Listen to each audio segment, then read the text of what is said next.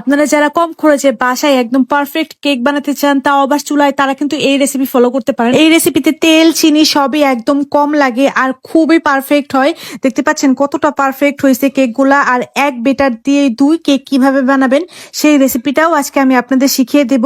রেসিপিটা সম্পূর্ণ শিখে রাখুন, আপনাদের অনেক বেশি কাজে লাগবে, কারণ এই কেকগুলো আপনারা সপ্তাহখানেক রেখে রেখে খেতে পারবেন। তো এই কেকের জন্য প্রথমেই আমার লাগবে রুম টেম্পারেচারে থাকা 4টা ডিম। 4টা ডিমের ভিতরে আমি দিয়ে দেব 1 কাপ চিনি। চিনিটাকে আমি 2 বারে দিয়ে দেব। 2 বারে দিলে কেকের টেক্সচারটা খুবই ভালো আসে। প্রথমবার চিনি দেওয়ার পর হালকা বিট করে নিয়েছি, তারপর পরের ধাপে চিনিটাকে দিয়ে দিলাম, দিয়ে আবারও খুব ভালোভাবে বিট করে নিচ্ছি। বিট করতে করতে যখনই দেখবেন চিনিটা গলে গিয়েছে, একদম গলে ডিমটা একদম ফমি ফমি টেক্সচারে চলে এসেছে, তখনই এর ভেতরে দিয়ে দিবেন তেল। এখানে আমি 2/3 কাপ তেল দিচ্ছি। 1/3 কাপের যে কাপটা আছে ওইটা দিয়ে 2 বার দিয়ে দিলেই কিন্তু 2/3 কাপ তেল হয়ে যাবে। তারপর এখানে আমি ভ্যানিলা এসেন্স দিয়ে দিচ্ছি। আমি কিন্তু এই সম্পূর্ণ কাজটা ইলেকট্রনিক বিটার দিয়ে করছি। আপনারা যদি চান তাহলে কিন্তু হাত দিয়েও, হ্যান্ড উইক্স দিয়েও কিন্তু এই কাজটা করতে পারবেন। আমি আবারও বিটার দিয়ে খুব ভালোভাবে মিক্স করে নিলাম সবকিছু। এখন শুকনো উপকরণ দিয়ে দেব। শুকনো উপকরণের ভেতরে 2 কাপ ময়দা, 1/2 কাপের মতো দিয়েছি গুঁড়ো দুধ, দিয়েছি 1/2 টেবিল চামচের মতো বেকিং পাউডার আর 1/2 চা চামচের মতো দিয়েছি বেকিং সোডা। তারপর এই সবগুলোকে, শুকনো উপকরণগুলোকে খুব ভালোভাবে আমি চেলে নেব। আচ্ছা, আমার বাটিটা অনেক ছোট হয়ে গিয়েছে, এর জন্য আমি একটা বড় বলে মিশ্রণটুকুকে ট্রান্সফার করে নিচ্ছি মেশানোর সুবিধার জন্য। তারপর বাকি যে আমার একটু শুকনো উপকরণ বাকি ছিল সেটাকেও আমি খুব ভালোভাবে চেলে দিয়ে দিলাম। এখন একটা হ্যান্ড উইক্স দিয়ে খুব ভালোভাবে নাড়িয়ে চাড়িয়ে মিশানোর পর এখানে ইলেকট্রনিক বিটার দিয়ে আরো একটু ভালোভাবে মিশিয়ে নেব, যেন কোনো প্রকার লাম্পস না থাকে বেটারের ভিতর। তো দেখতে পাচ্ছেন আমার মেশানো শেষ হয়ে গিয়েছে।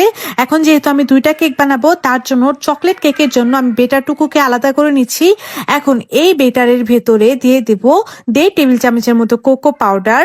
তারপরে এটাকে আমি খুব ভালোভাবে আবারও একটু ইলেকট্রনিক বিটার দিয়ে বিট করে নেব। কোকো পাউডারটা বেটারের সাথে খুব ভালোভাবে যখন মিক্স হয়ে যাবে, তখন আমি একটা মোল্ডে ভরে নিচ্ছি। মোল্ডের নিচে আমি দিয়ে দিয়েছিলাম বেকিং পেপার, তারপর একটু তেল ব্রাশ করে দিয়ে তারপরে মোল্ডের ভেতরে বেটারটুকুকে ঢেলে দিয়েছি। আর আরো একটা মোল্ডে আমি ভ্যানিলা যে কেকটা বানাবো সেটার বেটারটাকেও খুব ভালোভাবে ঢেলে নিয়েছি। আর চামচের মাথায় আমি একটু তেল দিয়ে দিয়েছিলাম। তেল দিয়ে জাস্ট এরকম ভাবে একটু দাগ টেনে নিলাম, এতে করে যখন কেকটা হবে তখন অনেক সুন্দর একটা ফাটল সৃষ্টি হবে। বড় একটা সসপ্যান নিয়েছি, সসপ্যানের ভেতরে দিয়ে দিয়েছিলাম স্ট্যান্ড। আর এই সসপ্যানটা আমি আগেই প্রায় 10 মিনিটের মতো গরম করে নিয়েছিলাম। গরম সসপ্যানের ভিতরে স্ট্যান্ড দিয়ে কেক দুইটাকে বসিয়ে দিয়েছিলাম।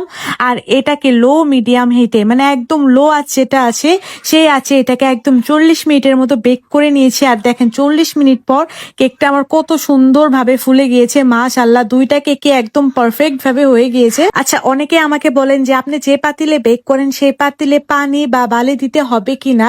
তাদেরকে বলতেছি, আমি একটা মোটা তলানিযুক্ত সসপ্যান নেই, আর মোটা তলানিযুক্ত সসপ্যানে কোনো প্রকার বালি বা কোনো প্রকার পানি দিতে হয় না।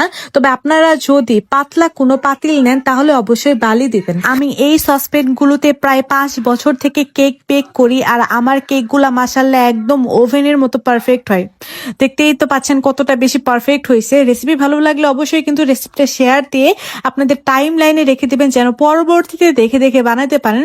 রেসিপি যদি শেয়ার না দেন তাহলে কিন্তু রেসিপি হারিয়ে যাবে, পরবর্তীতে আর বানাইতে পারবেন না দেখে দেখে। আজ তাহলে এই পর্যন্তই, দেখা হবে নেক্সট ভিডিওতে। সেই পর্যন্ত সবাই অনেক বেশি ভালো থাকবেন। আল্লাহ হাফেজ।